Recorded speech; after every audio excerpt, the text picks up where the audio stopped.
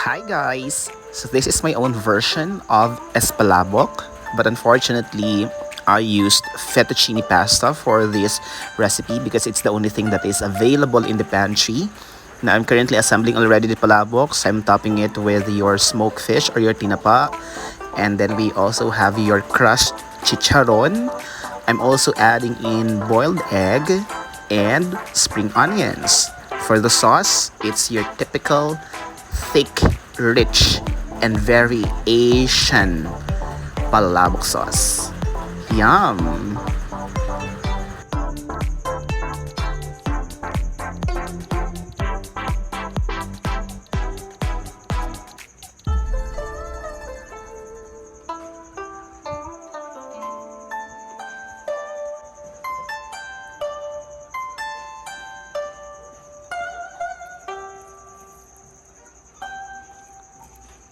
Ay, niruwa ah.